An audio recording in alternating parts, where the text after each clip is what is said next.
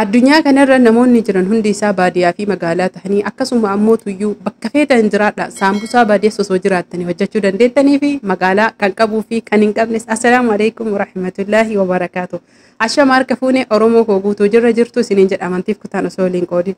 Asitti kan argitan akkuma baratame harcee adii yookiin harcee qamadii burcuqqoo lama hubadha ammas irra deebi'ee kan isiniin jedhu asuudaa maankaa tokkoo fi soqidda hanga nu barbaachisu. Akkaataa maatii keenyatiin harceen burcuqqoo tokko illee ni ta'a, harceen burcuqqoo sadii illee ni ta'a. Kana jechuun murteessan maatiidha yookiin ammoo tuyyuu mana keessatti nama lama sadii haadhaa fi ijoollee muraasa yoo ta'e burcuqqoon tokko qofti gahaadha. Kanaaf burcuqqoo lama yeroo hunda ka hojjedhu ani yoo hafillee rakkoo hin qabu.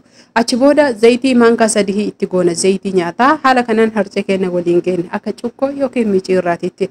Hordoftoota fi kabajamtoota kiyyaa namoonni viidiyoo kanaaf haaraa taatan ammas irra deebi'ee gama adda addaatiin kan na laaltan yuutuuba kee sabiskiraayib godhuu hin dagatinaa. Achi booda ammoo tuyyuu kan nu barbaachisu bishaan suuta suutan hanga wal fudhatu yookiin hanga miciqamutti akkaataa lixiin miciqaa isaa jiddu galeessa lixii biizaa lixii qixxaa lixii akkasuma ammoo tuyyuu wantoota adda addaa irraa hojjennu xiqqoo jabaataa kan ta'e gogaa kan hin taane dirra kennachiisaa yookiin sirritti sukkuumnee laaffifnee miiciqna jechuudha.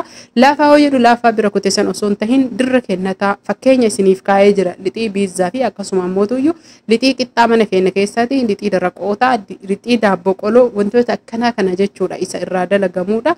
Haala argitan kanaan ergaa sirritti sukkuumnee wal fudhachiifnee jenne daqiiqaa 10-15 hanga waa hojjetannu lafa kaayan. Achi booda ammoo tuyyuu zayitii keenya maxbashaa yookiin distii haa ta'u waan barbaannetti qopheeffannee itti goone erga maxbashaan owwee shunkurtii itti goona qullubbii itti goona. Shunkurtii aga barbaadan qullubbiis akkaataa jaalattanii fi akkaataa jaalattaniif hanga barbaadaniidhani. Achi booda ammoo tuyyuu foon keenya itti goona foon dursa jechuudha. Wanni ani isinitti himuu barbaadu akkaataa mana keenya keessatti wanni isin irraa hojjechuu dandeettan kaarotii akkasuma ammoo tuyyuu hataraa san qofa osoo hin tahin goomman illee ni dandeettanii wantoota adda addaa misira duudaa illee ni dandeettanii akkuma sitti argitan kana kaarotii firii 4 dhiyeeffadhee quncisee dhiqee bulleessaa jira yookiin daakaa jira.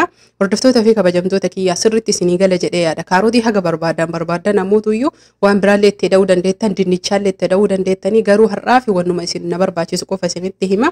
Karaalee lamaan jechuudha. Karaa foonitii fi kaarotiidhaan zayitii kenna yookiin ammoo tuyyuu zibdaan hojjetaa jira kaarotii kan akka dhama kennuuf jechuudha yookiin dhadhaa faafrikaan qopheessee. Achi booda eeletti erga zayitii godhannee kaarotii kennatti naayina. Namoonni garii shunkurtii isin barbaachisu jechuun keessa waan hin oolle shunkurtii ni barbaachisa. Sirritti wanni isin hubattanii beekuu qabdan ijoolleef hojjetaa waan jiruuf ijoolleef shunkurtii fuulii qullubbii waan hin jaalanneef karaa amma isin argitan kanaan isin ammoo shunkurtii qullubbii wantoota isin barbaachisu guutuu itti fayyadamuu hin dagatinaa isiniin jedha. Erga haala kanaan wal fudhachiifnee jennee naa hubadha.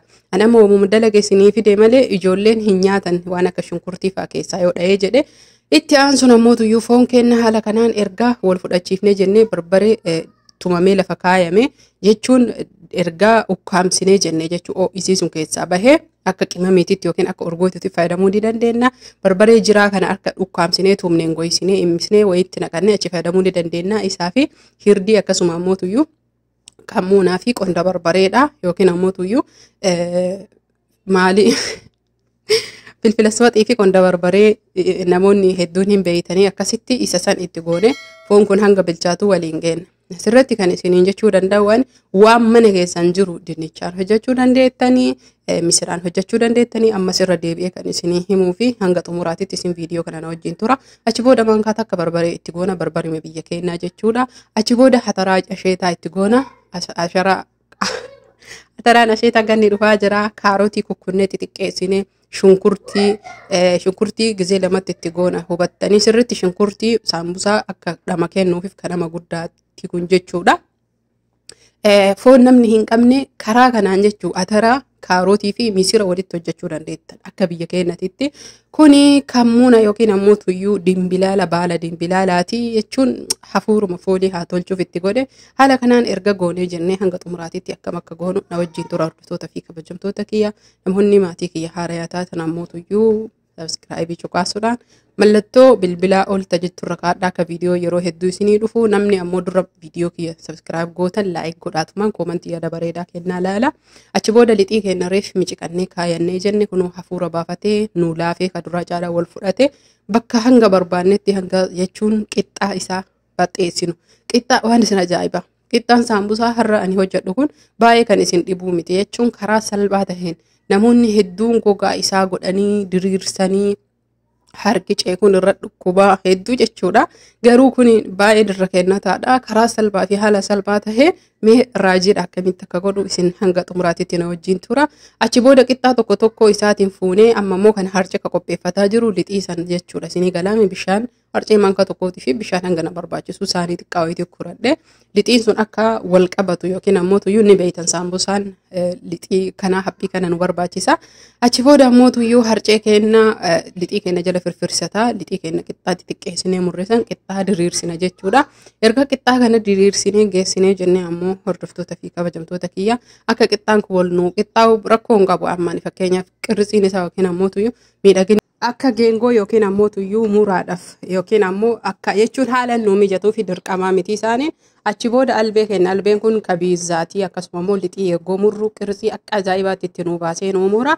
Lixii keenya kana bakka lamatti addaan murree akkuma amma isin argitan lixii reef baxabaxanne yookiin walitti mayineessan isa san itti dibaa haala kanaan walitti cufna jechuudha. Rog-sadee goone hordoftoota fi kabajamtoota kiyya.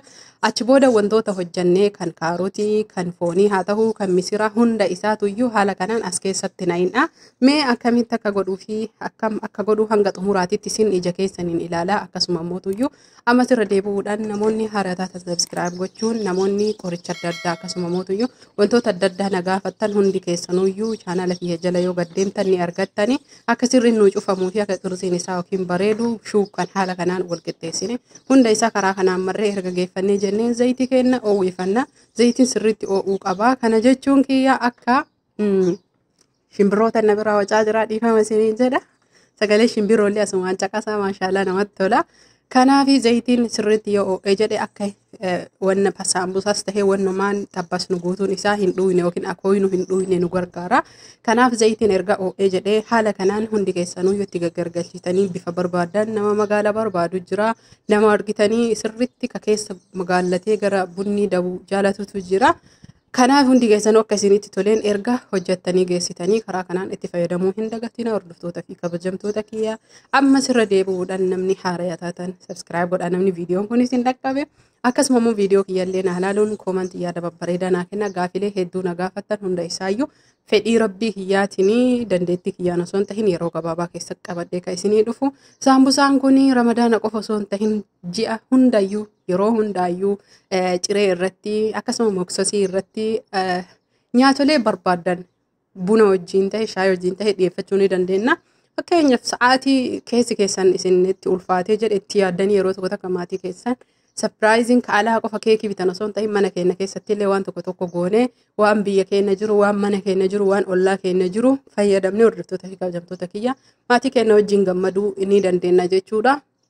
Haasaa isinitti dheeresse kanaaf asumaan hundi keessanuyyuu nagahatti fayyaan faaya isiniin jedhaa horaa bulaa Oromoo kiyya. Ammas irra deebi'uudhaan viidiyoo kana namni ilaaltan laayik godhaa. Viidiyoo hanga xumuraatitti ilaalaa isin fayyadamaa jalqaba isin fayyadaa jalqaba qofa ilaaltanii irraan bahina.